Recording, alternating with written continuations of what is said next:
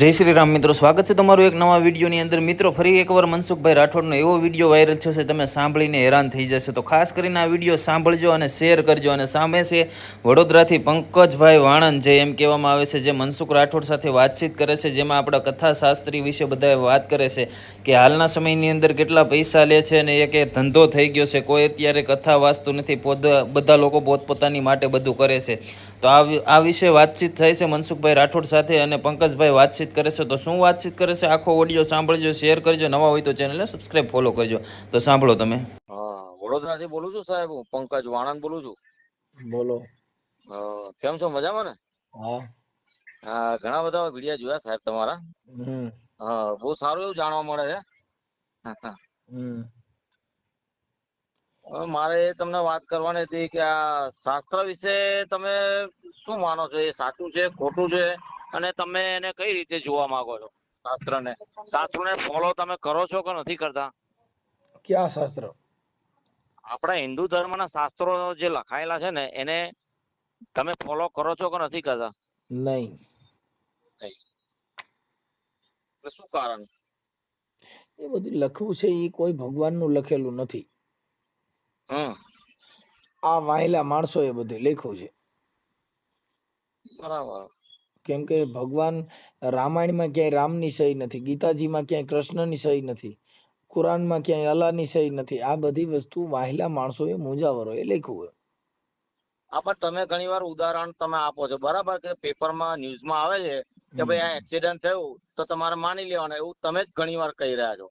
એટલે આ શાસ્ત્રમાં લખેલું છે, માની તો લેવું જ પડે ને. આપણે ભલે ગમે તેવું લખ્યું, આપણે માની લેવું પડે. ઈ તમે છાપામાં વિડીયામાં જે આવે છે ને, ઈ બધી વસ્તુ નામદાર કોર્ટમાં નથી હાલતી. એવું છે? હા, તમે કોર્ટ ની અંદર છાપું લઈને જજો, તરત જ બારું નાખ દે, જવા દો. હા, કેમ કે ઈ વિડિયા છે, ઈ તમારું સાચું ખોટું છે અને મોબાઈલ થી ઉતારેલ છે, એટલે એને કોર્ટે માન્ય આપી નથી. બરાબર. એમને આ બધા ગ્રંથો લખાયેલા છે, સાચા છે કે ખોટા છે, એમ કહું છું. અરે ભાઈ, ઈ ગ્રંથો ત્યાં બધા ખોટા છે, કેમ કે એના માટે તમારે માનવા માટેનો સાધન છે, સ્થિર થવા માટે. એમાં રામ આમ કહી ગયા તા, ભગવાન આમ કહી ગયા તા, પણ ઈ જે કઈ છે ત્યારે લેખન જ નહોતી, ત્યારે કાગળ નહોતું, ત્યાં લખ્યું ક્યાંથી? કાગળ આયા પછી એને કાગળ આવ્યા પછી એને હજારો વર્ષ થયા, કાગળ આવ્યા એને 50 વર્ષ થયા. બરાબર. હવે હજારો વર્ષની રામાયણ, તેથી ક્યાં લખણો? તેથી લેખન નહોતી, બોલપેન નહોતી, કાગળ નહોતું, કાંઈ નહોતું, તો લખ્યું કેવી રીતે? આમાં અમુક વસ્તુ છે આપણને ખ્યાલ નથી આવતો. હવે ભાઈ, જો હું તમને એમ કહું છું કે આ વિજ્ઞાન ને મોબાઈલ ટેકનોલોજી આવ્યા એને કેટલા વર્ષ થયા? એ તો આમ જોવા જઈએ ઘણો ટાઈમ થઈ ગયો, બહુ એકદમ નવું બી નથી. 50 વર્ષ ગણી લ્યો તમે. હા, એટલે સમય તો થયો 50 વર્ષનો. હાલો 50 વર્ષ, તો આ બધા થયા એને તો હજારો વર્ષ વી ગયા. શાસ્ત્રમાં જે લખાયેલું હોય છે આજની તારીખમાં એ વસ્તુ બને છે. શાસ્ત્રની સ્થાપના મૂકું છું, કાગળનું સંશોધન કઈ સાલમાં થયું? હા, પણ આજની તારીખમાં જે લખેલું છે ને એ બધું બની રહ્યું છે ને બને છે એવું. અરે યાર, તમે છે ને ગ્રંથની બધી વાતો કરો, બધી આ બધી લોલમ લોલ આપણે બધું માનવાની વાતો છે સાહેબ. બરાબર. ત્યારે કોઈ હતું જ નહીં, લખ્યું કેવી રીતે? અત્યારે કોરોના દેવીના મંદિર મીંડા લખાવા, ઈ મીંડા લખાવા, પૈકે લાગવા માંડો. રામ ભગવાન હતા, કૃષ્ણ ભગવાન હતા, એ બધું ખોટું છે એવું? અરે એ રાજાના કુંવર હતા, ભગવાન ક્યાં હતા? પણ એ તો મનુષ્ય અવતાર લઈને ધરતી પર આવ્યા હતા ને. એટલે ભાઈ, મનુષ્ય અવતાર લઈને આવ્યા તો ઈ માણસ હતા, એમ કઉ છું. ભગવાન નહોતા, ભગવાન તો જગતે કીધા. બરાબર, ભગવાન તો ગમે ત્યાં જઈ શકે છે અને ગમે ત્યાં અવતાર લઈ શકે છે. તમને કઈ ખબર ન હોય, શું કામ તમે આવી લપમાં પડો? એમ કહું, ભગવાન કોઈ માના કુખેથી આવે, કોઈ દી વિયો જાય, ભગવાન કોઈ દી મરે? હા, પણ ભગવાન જન્મ લેતો જ નથી, એ તો પ્રગટ થાય તો એવા તમે કરો છો. હાલો કરી લ્યો. હાલો, રામા અવતારમાં રામ ભગવાન હતા, કૃષ્ણ અવતારમાં કૃષ્ણ ભગવાન હતા, રામાપીરના અવતારમાં રામાપીર. અટણ એ કઈ ભગવાન નથી, અટણ કયો ભગવાન આ દેશ હલાવે છે? હવે એનો જ્યારે સમય આવે ત્યારે કલગી અવતાર જાહેર થઈ ગયેલું છે. કલગી અવતાર લાકડા ઉભા કરો માં ભાઈ, રાખી દો, ખોટું મગજ બગડે. અને અત્યારે અમે અમારા કામમાં હોઈએ, અત્યારે આપણે આ લપમાં પડાય નહીં, બરોબર? એટલે એ જે કાંઈ છે, તમારા ગ્રંથ વાંચો, મજા કરો, પૈયે લાગો. કલગી અવતાર નું તો જગ જાહેર છે સાહેબ, કે કલગી અવતાર સમય આવે ત્યારે થાય ને. તો એ ભાઈ સમયની રાહ જો ને તમે, મારે નથી જોવી. મારે અત્યારે કોઈ નહીં હોય તો એ આખી વાત સમજતા ને. ત્યારે મારે એટલી રાહ નથી જોવી. હું તો અત્યારે મને જે ભગવાન મળી ગયો એની મારે મજા છે. અટાણે મને પરિવાર પરિવારમાં સારા માણસો મળી ગયા છે, સારા માણસનો સંગ મળી ગયો, પછી બીજા ભગવાનની મારે જરૂર ક્યાં છે? આ જ ભગવાન. ના ના, તમારી વાત તો બરાબર 100% સાચી છે. હું હવે ઘણા બધા તમે વિડીયો એક જોઉં પતરાને છું, પૂજવા પણ બેહો આપણે સાલો ઓલાના વહેમ અટાણે પડ્યા કરે છે આવું બધું. આ શરીરને અટાણે જે શાંતિ અપાવે ઈ જ ભગવાન. બરાબર છે. આ તમારી બાયડી હોય ને તમને સંતોષ આપે ને તમને હરખી જિંદગી જીવો એટલે ભગવાન, બીજો ભગવાનમાં શીખડા ઉગે. ના ના, બરાબર છે એ વાત તમારી. રામ ભગવાનનો જોશ સીતાજીનો અને રામનો જોશ વિશ્વામિત્રએ જોયો તો એને જિંદગીમાં કોઈ દી સીતાજીનું સુખ કોઈ દી ન મળ્યું કાગડા. એ તો કર્મના આધારે તો ભગવાને બે કર્મ માં દુઃખ થઈ ગયા, જો ભોગવ્યું છે પાછું એવું છે. લાકડો ઉભો કર્યો તો કર્મ ના આધાર વહી ગયા. એટલે કહું છું કે એવા બધા ડીંડક ઉભા કરીને બચાવની 100 બાર્યું છે, ગમે ત્યાં છટકી જવાનું. હવે એનું શું કરવું? એમને આજે મનુષ્ય તો કર્મના આધારે જ અહીં આગળ કોઈ ધરતી પર કર્મ આવી પણ રહ્યો હું છે ને. કઉ છું, હું એકય કર્મ કરતો નથી. મારી પાસે એક બે માણા એવા છે, હું આનંદ કરું છું. તો ઈ ક્યાં કર્મ મારે કરવાના? અને હમણાં બાથનું થાય એટલે હમણાં કર્મ છોડ્યા રહીને મને ભૂંડા ભાગી છૂટવા. કહું છું કે ઈ તમારી વાણી વર્તન ઉપર છે, તમારા સ્વભાવ ઉપર છે, તમારા જીવન ચરિત્ર ઉપર છે સાહેબ. એમને જે પ્રમાણેના તમે કર્મ કરો એ પ્રમાણે તમને ફળ મળે, કર્મ એ તો બરમ ને સાચું કે છોડી દો, નહીં? કર્મ કાંઈ છે નહીં. તમારી વાણી વર્તન ઈ જ કર્મ, બાકી બીજું ભૂલી જવાનું.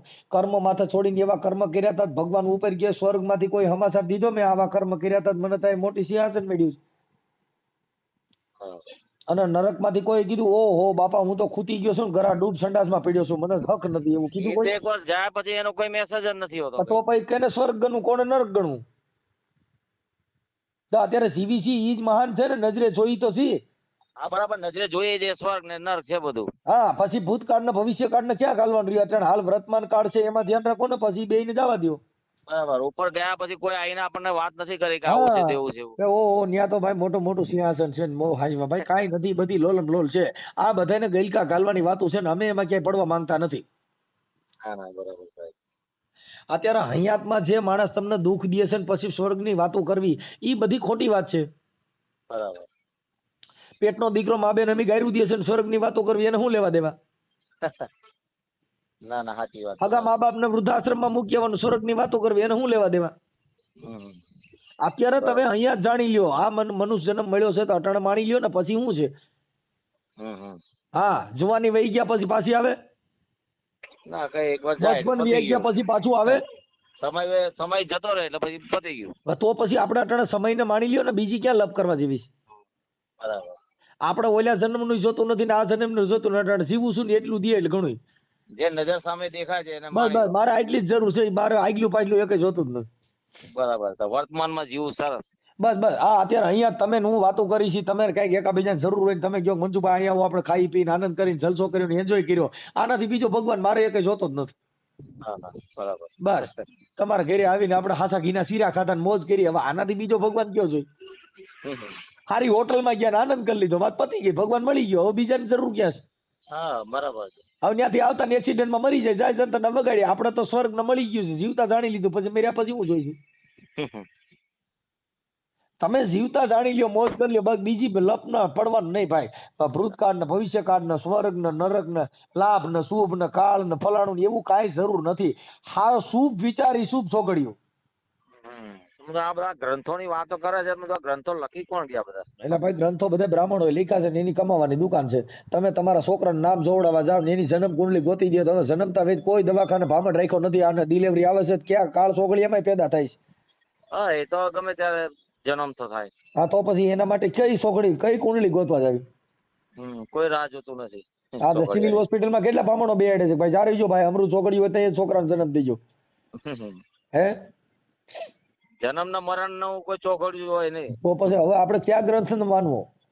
બરાબર. હા. એટલે આપણે હવે ગ્રંથમાં ને એમાં ક્યાંય ભાઈ નાડે બંધાવવું નથી. અમારે તો સ્વતંત્ર દેશ છે, સ્વતંત્ર જિંદગી છે, સ્વતંત્ર જીવું છું, બસ આ આઝાદી મને મળી, બહુ હારામાં હારી જિંદગી છે.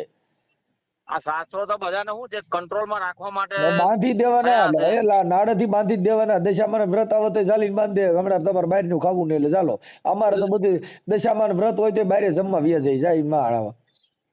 એટલે આ માણસ કંટ્રોલ માં રહે એના હિસાબે આ બધું ઈ ગ્રંથો મોટા કંટ્રોલમાં મોટા થયા રહેવાની છે જરૂર લાગે. નથી ભાઈ. જો જેના ઘરે જે એન્જોય નહીં કરી શકતો હોય, જે રખડી નહીં શકતો હોય, જે ખાઈ નહીં શકતો હોય, એની જેવું હરામી જિંદગી એક જ નથી. બરાબર. અત્યારે જીવતા જાણી લ્યો ને, અત્યારે આવડો બધો ટેકનોલોજી નો જમાનો છે, મોજ કરી લ્યો ને, એન્જોય કરી લ્યો ને, બીજી લપમાં ક્યાં પડો? બરાબર. દેવીના નભ સુકનના પડશો, જિંદગી વહી જા. સમય વી ગયા પછી શું કામનું? બરાબર. રસ્તામાં બિલાડી આડી આવી હોય તો માણસ ઉભા રહે છે બાઇક અરે વાળા પાછો બધા. વળી જાય છે જમવા જતો હોય ને પાછો વળી જાય તો બિલાડી હા. આડી પડી બિલાડી રોટલો ખોરે દે ને ઈ માણા નથી. હાઈવે પર નકા બિલાડા ને કૂતરા કેટલા મરી જતા હોય છે હાઈવે રોડ પર. તો એને સોગડિયું ખરાબ નહીં કે આપણે ખટારે પીલી નાખ્યો.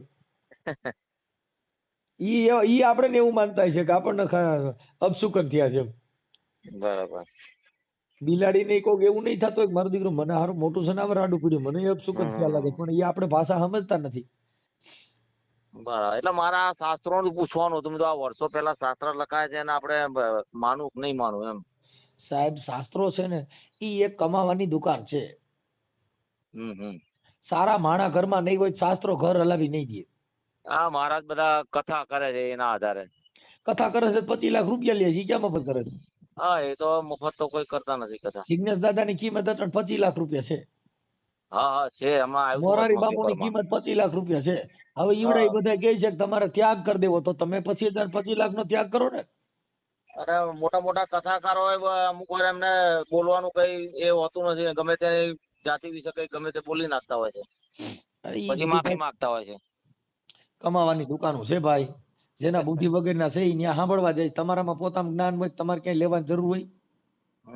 એકબીજાની મદદ કરો એ જ છે આ જિંદગીમાં, બસ બીજું બસ કઈ છે બસ નહીં. કાપી નાખવાની કેસે. હા, સામાજિક કાર્યકર્તા તમે તો આ બધાની સેવા કરો છો, મદદ કરો છો તો સારું છે. એ આપણે તો મદદ તો શું છે કે આ બુદ્ધિથી ને કાયદાથી મદદ કરીએ કે આપણી પાસે ક્યાં સત્તા હતી કે આપણે કોઈ મદદ કરીએ. ના ના બરાબર. આપણને આપણી આવડત પ્રમાણે આપણે મદદ કરી શકીએ છીએ તો સારું કહેવાય બધા. જો ગ્રંથો વાંચવાથી છોકરા પેદા થતા હોય બધા લગ્ન જ ન કરે ને ગ્રંથોથી જ છોકરા પેદા થવા માંડે. ના ના બરાબર, સાચી વાત છે. આ તો વૈજ્ઞાનિક ટેકનોલોજી થી બધું ઉત્પન્ન થતું હોય. બસ બસ ભલે ભલે ભાઈ મળ્યા હો. હા, ખૂબ ખૂબ આશીર્વાદ હા મારા તમને. એ ભાઈ ખૂબ ખૂબ આશીર્વાદ કહું છું મારા તમને, સામાજિક કાર્યકર્તા તરીકે આ બધા સેવા કરો છો તે બદલ. ઓકે ભાઈ ઓકે થેન્ક યુ.